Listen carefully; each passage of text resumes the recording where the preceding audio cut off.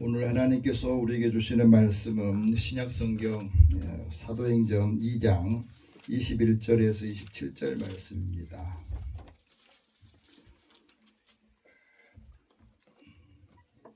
여러분이 갖고 계신 성경 신약 189면에서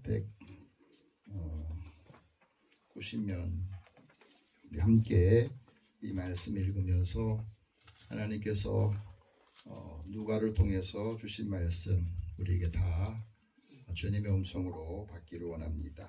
같이 읽겠습니다. 누구든지 주의 이름을 부르는 자는 구원을 받으리라 하였느니라. 이스라엘 사람들아 이 말을 들으라. 너희도 아는 바와 같이 하나님께서 나사렛 예수로 큰 권능과 기사와 표적을 너희의 가운데서 베푸사 너희 앞에서 그를 증언하셨느니라. 그가 하나님께서 정하신 뜻과 미리 아신 대로 내어준 바 되었거늘 너희가 법 없는 자들의 손을 빌려 못 박아 죽였으나 하나님께서 그를 사망의 고통에서 풀어 살리셨으니 이는 그가 사망에 매여 있을 수 없었음이라. 다윗이 그를 가리켜 이르되 내가 항상 내 앞에 계신 줄을 배웠으며 나로 요동하지 않게 하기 위하여 그가 내 우편에 계시도다. 그러므로 내 마음이 기뻐하였고 내 혀도 즐거워하였으며 육체도 희망에 거하리니 이는 내 영혼을 위해 버리지 아니하시며 주의 거룩한 자로 썩음을 당치 않게 하실 것임이니라. 아멘. 잠깐 기도하겠습니다. 사랑의 하나님, 사랑하는 자녀들을 한 주간의 삶을 지켜주시고 또 한 주간을 시작하면서 저희들의 발걸음을 인도해 주셔서 하나님께 예배드리게 하시니 감사합니다. 아멘. 이 예배를 통해서 주의 음성을 듣게 하여 주시고 아멘. 잃어버린 기쁨 또 은혜를 다시 찾고 회복하게 하여 주시고 아멘. 하나님의 음성이 들리도록 우리의 마음과 심령을 주관하여 주옵소서. 아멘. 오늘도 주의 은혜를 사모하는 마음을 가진 믿음의 사람들을 축복하시고 그 마음이 열려서 하나님의 뜻을 담고 하나님이 하시고자 하는 뜻을 이루게 하여 주옵소서. 아멘. 예수님의 이름으로 기도드립니다. 아멘. 우리 옆에 계신 분 서로 인사 나눕시다. 하나님 당신을 사랑하십니다. 하나님 당신을 사랑하십니다. 잘 지내셨습니까? 인생에서 좋은 만남이 축복입니다. 옆에 계신 분에서 좋은 만남이 축복입니다. 좋은 만남이 축복입니다. 아멘. 만남은 여러 가지가 있죠. 하나님과 사람의 만남이 있고 또 남자와 남자, 여자와 남자의 만남이 있습니다. 좋은 만남을 갖기 위해서 어떻게 해야 되는가 서로 노력을 해야 되죠. 두 남녀가 소개팅으로 만났답니다. 그런데 서로 이제 첫 만남인데 자기 이름을 소개를 하는데 제 이름은 전철입니다 그랬대요. 그랬더니 그 말을 듣던 상대방이 호호 웃으면서 저는 2호선이에요 그러더래요. 그러면서 자연스럽게 이야기가 시작된 겁니다. 전철을 타고 2호선 갈아타고 하면서 서로 만남을 가졌다 하는 이야기였습니다. 사람에게 이름이 있듯이 모든 생명체에 이름을 붙여주는 것, 그건 바로 하나님께서 모든 피조물을 만들고 난 다음에 하나님이 이름을 붙여준 게 아니라 하나님이 만들었던 아담에게 너가 이 모든 동물들의 이름을 붙여줘라. 그렇게 해서 이름을 붙여줬어요. 여러분, 이름 짓기가 그렇게 쉽지는 않습니다. 여러분, 많은 동물들이 지나가는데 그 하나하나 이름을 붙여주기가 쉽지 않잖아요. 여러분 자녀들의 이름 누가 지었습니까? 아마 할아버지가 짓는 사람이 있고 아버지가 짓는 사람도 있을 거예요. 그건 왜 할아버지나 아버지가 가장이 지어주느냐? 그 가문의 가정에 속해 있는 사람이 이름을 지어주는데 어떤 분은 이름에 대해서 자랑스러운 이름이 있고 어떤 사람은 이름에 대해서 생각할 때마다 움츠려드는 사람도 있어요. 한자 이름은 좋은데 한자의 뜻은 좋은데 부르기가 좀 불편해서 이름이 불릴 때마다 힘들었다고 그래요. 어떤 분은 병원에 갈 때마다 그 이름 때문에 굉장히 힘들어서 말하기가 어렵다고 그럽니다. 사람 이름도 그러고요. 이 세상에 수많은 꽃들이 피어났다가 떨어집니다. 매년 같은 자리에 이 꽃이 피지만 아무도 관심이 없고 이름을 불러주지 않은 들꽃들도 있습니다. 그 꽃들 중에 여귀꽃이라고 하는 꽃이 있습니다.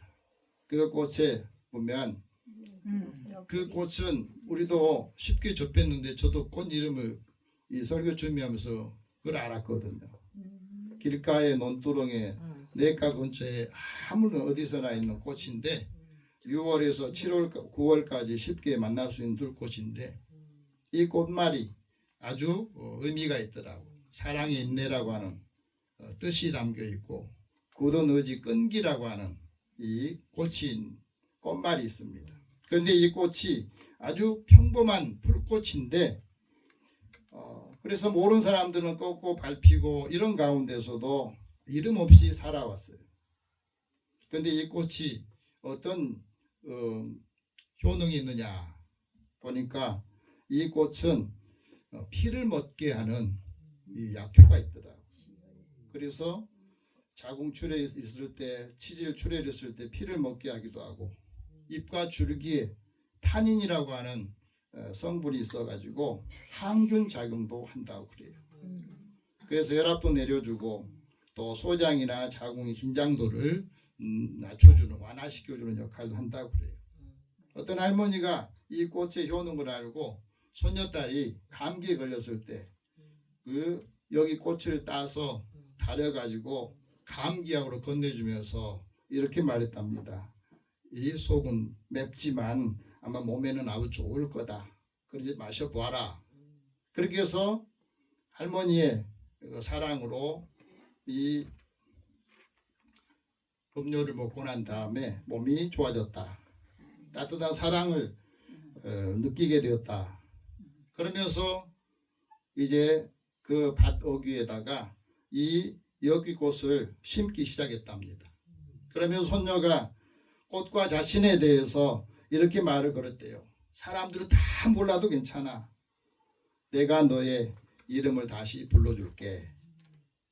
그리고 이제 그 꽃을 심어놓고 돌보는데 이웃이 물어보더래요. 이 꽃이 뭐예요? 여귀꽃이에요. 발표도 매년 피어나는 꽃이에요. 이름 없이 살았지만 이 꽃의 이름을 알고 그 약성 성분을 알고 난 다음에는 자신이 깨달은 것이 있답니다. 이 꽃 때문에 나도 나를 발견하게 됐다. 그러면서 너 때문에 내 이름도 찾아줘서 고맙다. 너 덕분에 나도 다시 살아볼게 라고 하는 글을 써놨습니다.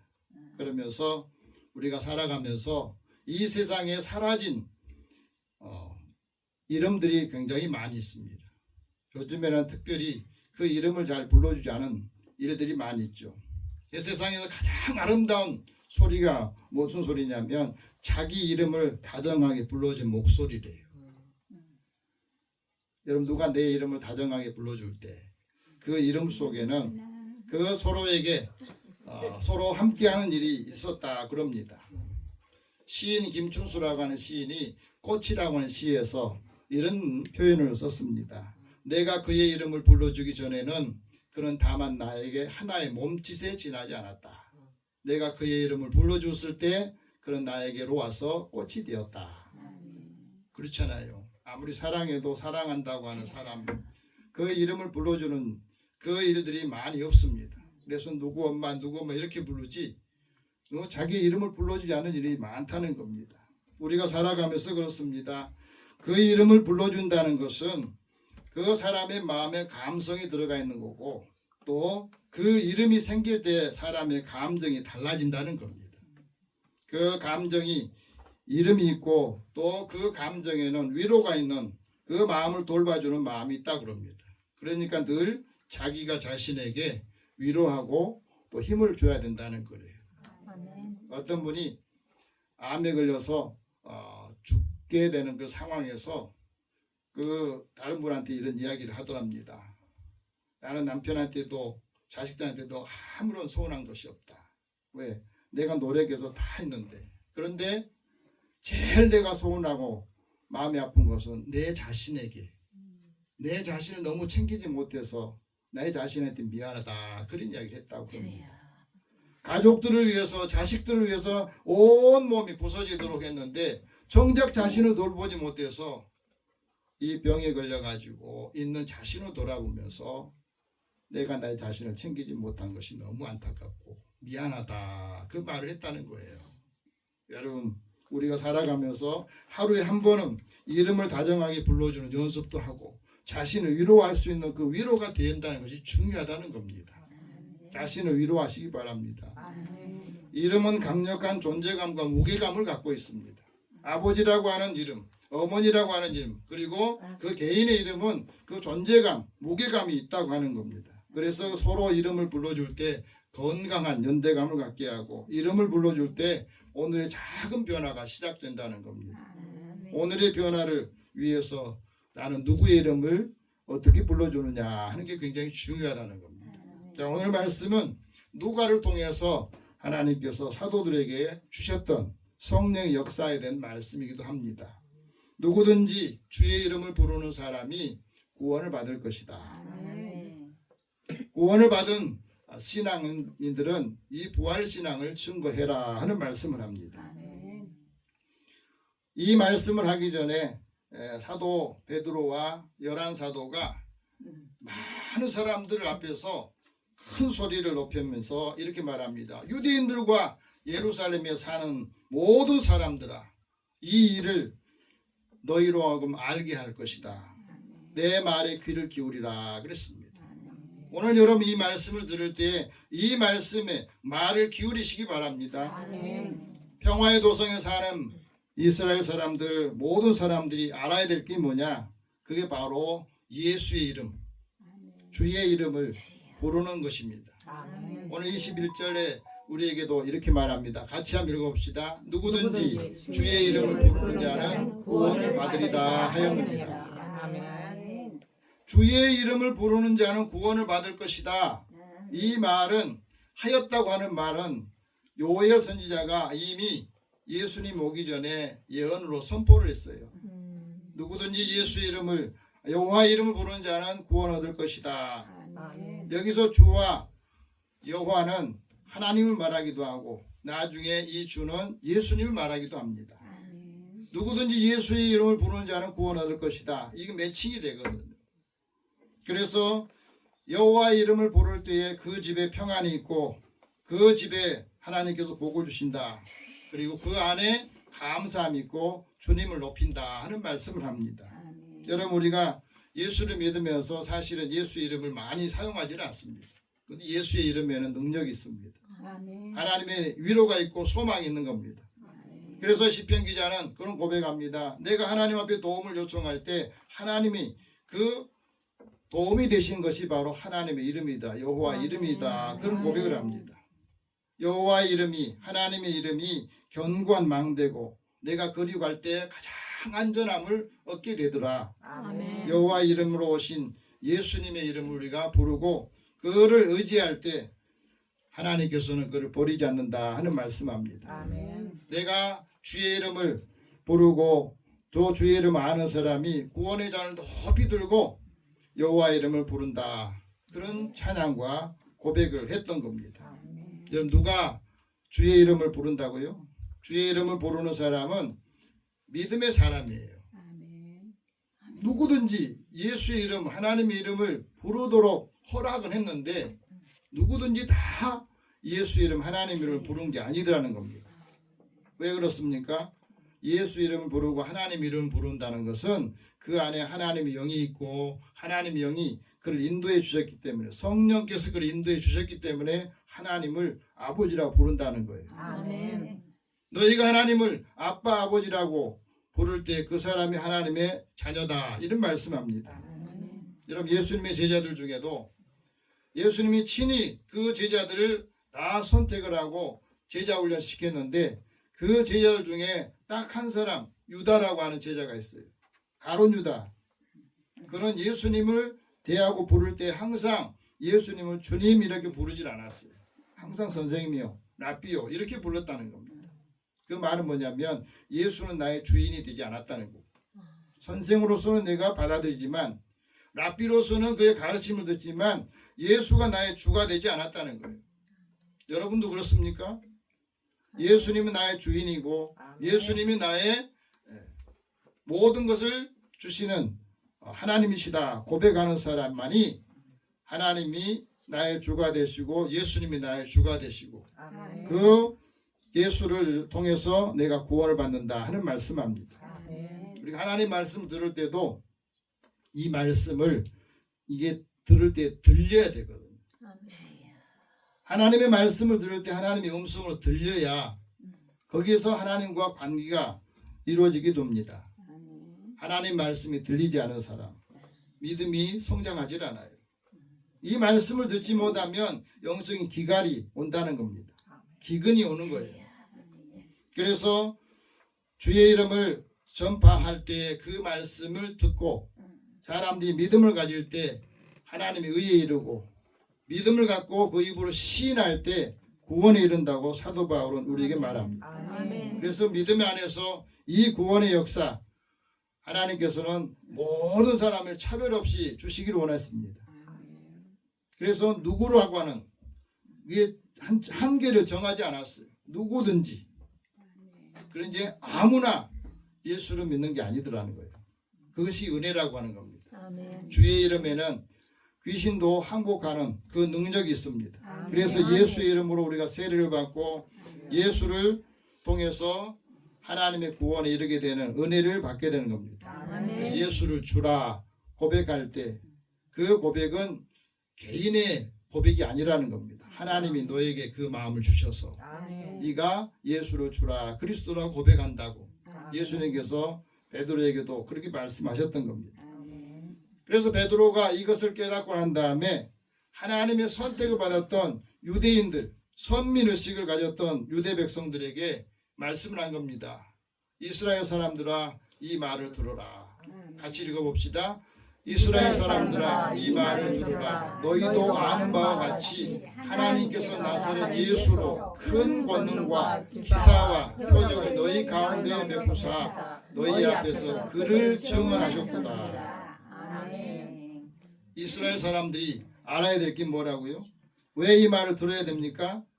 이 말씀을 들어야 복이 된다는 겁니다. 이 말씀을 들어야 이 말씀을 지키게 되고 이 말씀을 지킬 때에 하나님 앞에서 이 말씀을 지킬 때 그와 그 후손에게 하나님께서 영원한 복이 되게 하신다 하는 말씀을 하셨던 겁니다. 아멘. 그래서 이 말씀을 들을 때 우리의 삶에 적용하면 그 사람이 반석 위에 집을 짓는 사람과 같다. 예수님께서 말씀합니다. 예수님께서 나사렛 를 통해서 하나님께서 우리에게 주신 말씀이 뭐냐면 왜 예수님께서 큰 권능과 능력과 기사와 표적을 베푸셨느냐. 이 능력과 기사를 통해서 하나님께서 그 삶을 인도해 주셨기 때문에 그래요. 여러분 기적을 많이 체험한 사람은 기적이 없으면 믿지를 않아요. 특히 유대인들은 세계 모든 사람들 가운데서 하나님의 기적을 가장 많이 체험했던 사람들이에요. 구약 성경에 보면 출애굽의 과정도 그렇고 모든 가나안의 40년의 역사 가운데 계속해서 하나님의 기적과 표적을 보여주셨던 겁니다. 왜? 이걸 안 보여주면 믿지 않기 때문에. 그런데 사람들이 기적을 봐도 믿지 않는 사람이 있어요. 표적을 봐도 믿지 않는 사람이 있습니다.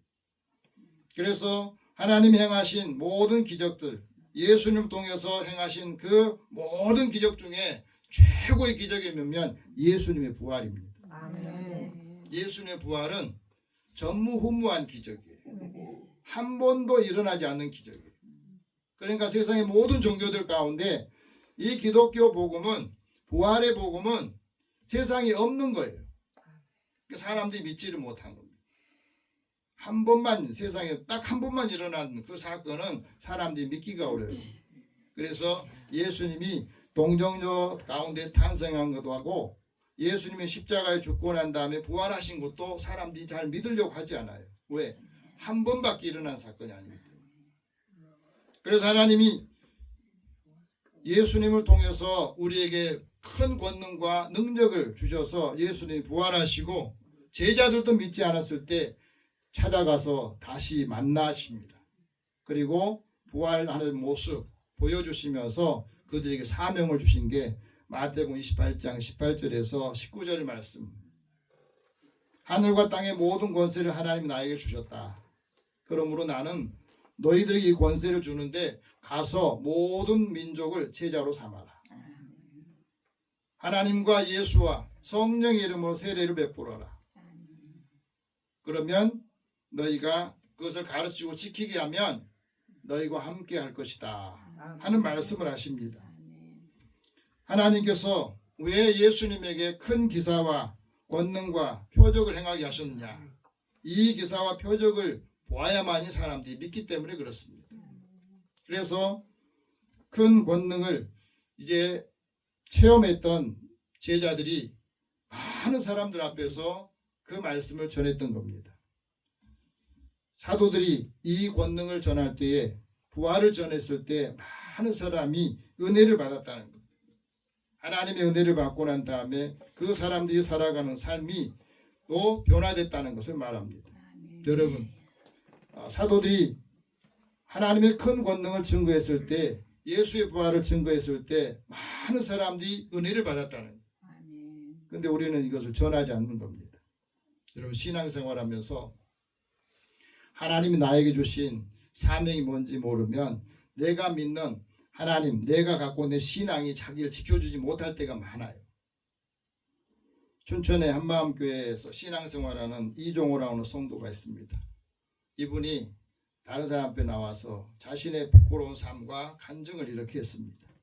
아버지가 배를 타고 오랫동안 바다에 머물면서 이제 집에 돌아오면 온 가족이 기뻐하고 즐거워야 되는데 늘 바다에 힘든 일 때문에 그런지 아버지가 술을 늘 많이 드시고 오면 다투는 거예요. 그러면 남편을 기다리는 아내의 모습. 서로 반가워야 되는데 오면 술 마시고 와서 다투니까 계속해서 힘들어진 거예요. 어머니도 직장생활을 하다 보니까 이제 이 아들은 계속해서 방치되는 겁니다.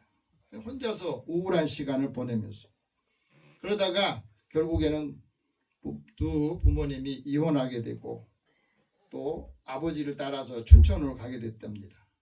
가서 교회에 다녔는데 질이 좋지 못한 친구들하고 사귀면서 이제 타락을 하게 되고 술과 담배를 가까이 하고 친구들한테 돈을 뺏고 또 가출도 여러 번 하게 되고 그러다가 아버지가 재혼하게 됐는데 그 재혼한 어머니도 서로 간에 안 맞는 거예요.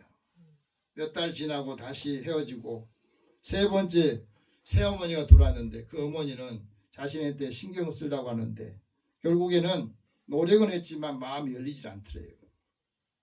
그래서 결국에는 견디다 못해서 이제 군대로 피신을 한 겁니다. 근데 군대 가서도 부사관으로 근무를 하는데 그게 즐겁지를 못하잖아요.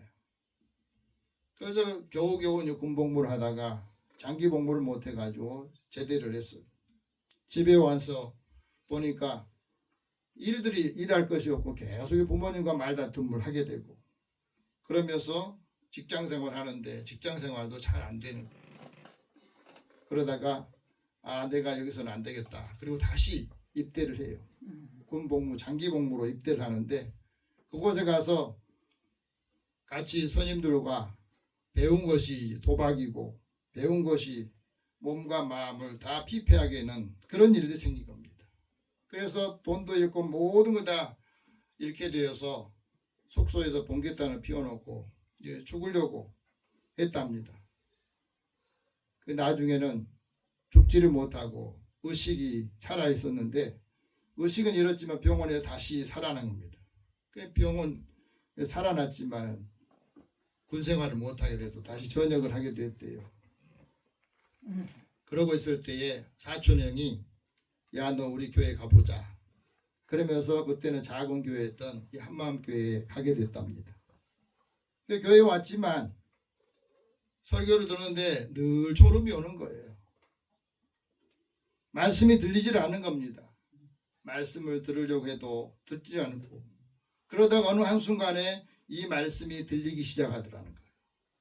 그리고 사촌형이 책을 하나 줬는데 성령의 권능으로 부활을 증거하라 하는 이 책을 주면서 야, 이 책 한번 읽어봐라.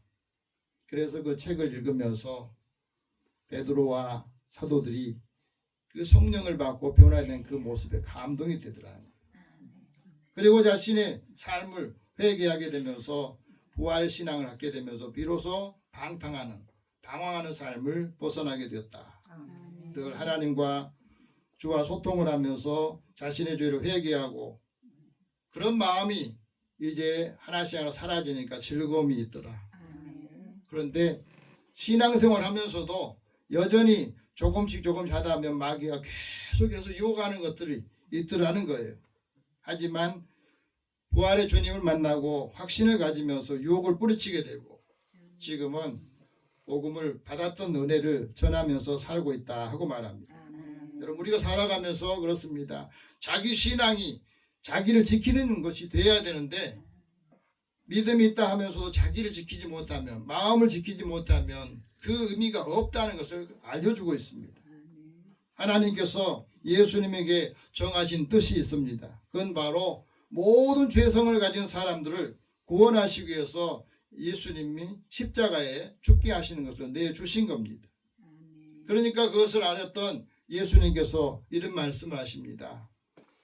하나님께서 나에게 주신 은혜는, 나를 십자가에 내어주신 것은 아버지와 내가 그 때가 이르는데 아들을 통해서 영화롭게 하여 주시고 아들로 하여금 아버지를 영화롭게 하소서. 다시 말하면 예수님이 십자가 지신 게 아버지 하나님의 뜻이라면 그 십자가를 통해서 하나님이 영광을 받으시기 원하신다 하고 말합니다. 그래서 그것을 제자들에게 말씀하셨고 나중에 예수님 부활하시고 난 후에 그것을 깨달았던 이 제자들이 그걸 깨닫고 난 다음에 사람들한테 이것을 증언하고 있는 겁니다. 오늘 말씀 같이 한번 봅시다. 하나님께서 오늘 주시는 이 말씀 23절 같이 봅시다. 하나님께서 정하신 뜻과 미리 아신 대로 내어준 바 되었거늘 너희가 법 없는 자들의 손을 빌려 못 박아 죽였으나. 하나님이 정하신 뜻은 예수님을 통해서 모든 사람이 구원을 받기를 원하신 거고, 그런데 법 없는 사람이란 말은 하나님의 법 위에 있는 사람을 말해요. 당시에 이스라엘 백성들을 통치하던 사람들이 로마 사람들인데 이 로마 법을 가지고 모든 것을 다스렸던 겁니다. 그래서 법 없는 사람들의 손을 빌려서 예수님을 십자가에 못 박아 죽였다는 말은 빌라도가 예수님이 십자가에 사형 선고를 해서 죽게 했다는 말이거든. 여러분, 세상에 최고의 권력을 가지고 모든 걸 누리는데 그 중에서 가장 불행한 사람이 누구냐? 본디오 빌라도라는 겁니다. 왜 그런 줄 아세요? 본디오 빌라도는 로마의 총독으로 이스라엘 사람들이 그 안에 모든 것을 다스릴 수 있는 그 힘을 가졌던 사람이에요. 그런데 예수님의 십자가 사건과 관련해서 자기 아내가 꿈을 꾸고 난 다음에 예수 사건에 대해서는 당신 손 떼야 됩니다 경고를 했는데도 그 직위를 지키기 위해서 예수의 고소하고 고발했을 때 예수에 대해서 다 조사를 해보니까 예수의 일을 보니까 죽일 일이 없더라는 거예요. 그래서 사람들한테 예수 하는 행동이나 일하는 것을 보면 죽일 일이 없다 그렇게 말했더니 많은 유태인들이 예수를 십자가 죽이고 바나바를 풀어주라고 그렇게 막 선동을 하고 호소를 하니까 거기서 이 사람이 마음이 소요가 나면 내 지위를 잃게 될까 걱정이 돼가지고 예수를 십자가에 처형하도록 선고를 한 거예요. 그래서 히브리서 기자, 야고보서 기자는 말합니다. 사람이 선을 행할 줄 알고도 행하지 않는 것이 죄다. 하나님이 나한테 그 마음을 주셨는데 그것을 행해야 되는데 행하지 않고 미루는 거, 하지 않는 것이 죄라고 말합니다. 하나님께서는 십자가에서 죽으신 예수님을 어떻게 하셨느냐? 사망의 고통에서 풀어 살리셨다고 합니다. 다시 말하면 사망을 이기고 승리하게 하셨다는 말이에요. 24절 같이 봅시다. 하나님께서 그를 사망의 고통에서 풀어 살리셨으니 이는 그가 사망에 매여 있을 수 없었습니다. 우리가 살아가면서 제일 고통스러운 게 뭡니까? 죽음의 고통이에요. 죽음의 고통. 여기에 매여 있으면 우리가 다른 것이 다 이루어났다 할지라도 이 죽음의 고통에서 벗어나지 못하면 그는 행복하게 살 수가 없습니다. 하나님께서는 인간이 상실의 고통, 죽음의 고통을 아시고 그 고통을 풀어주는 게 바로 예수님의 십자가의 죽음을 부활로 풀어주신 거예요. 그것을 우리에게 말씀합니다. 그래서 우리가 죽음 앞에 있을 때 부활 신앙을 가지면 예수님처럼 나도 부활한다 하는 이 확신을 갖게 되면 죽음이 두렵지 않은 거예요. 사망의 고통에서 풀어 살리신 것, 부활 신앙을 가진 사람은 이 사망의 고통에서 자유를 얻게 하는 것을 말합니다. 그러니까 우리는 자유롭게 신앙생활을 할 수 있어요. 송파구에 주님의 교회라고 하는 교회가 있는데 이 교회는 30년 넘게 호스피스 사역을 하고 있답니다.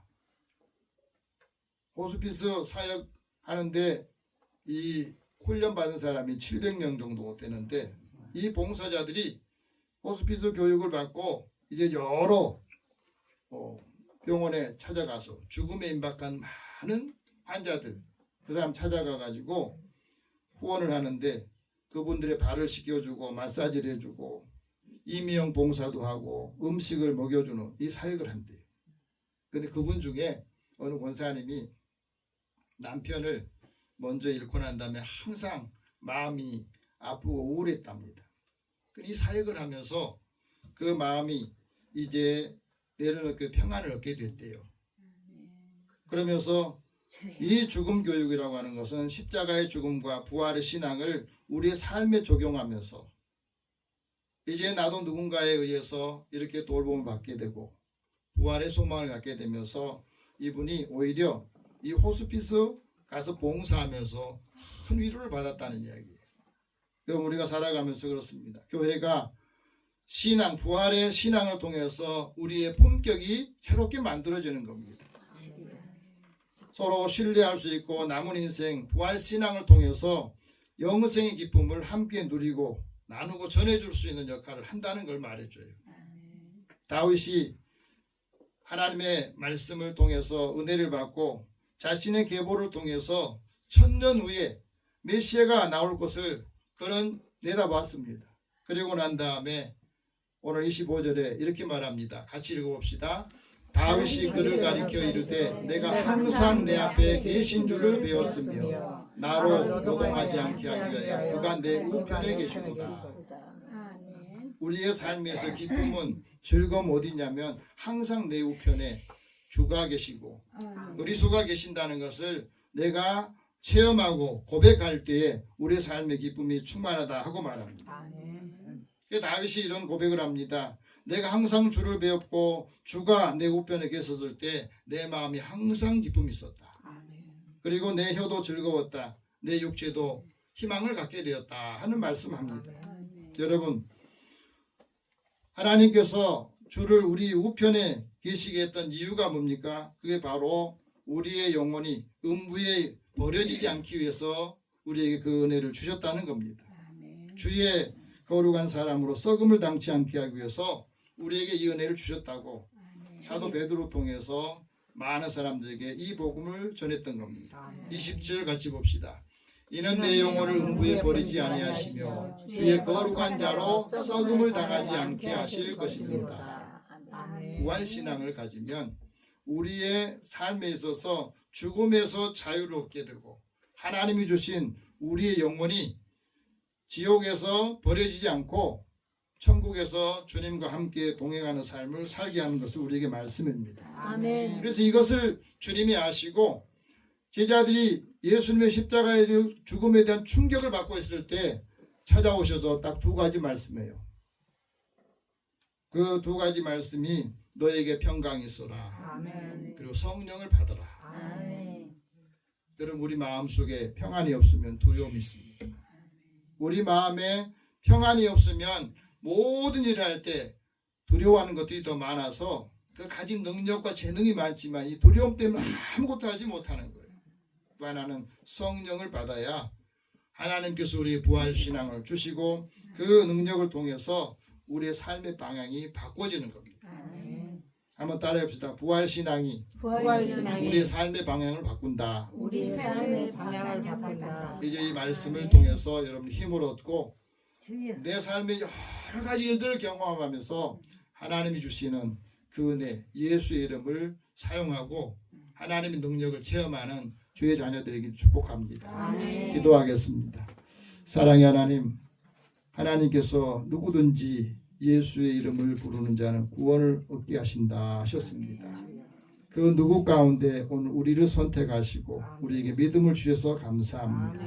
죽음에서 자유를 얻고 영생의 확신을 가지고 우리에게 맡겨진 일을 잘 감당하면서 부활신앙을 증거하고 또 사람들의 삶을 이끌어갈 수 있도록 은혜 더하여 주시옵소서.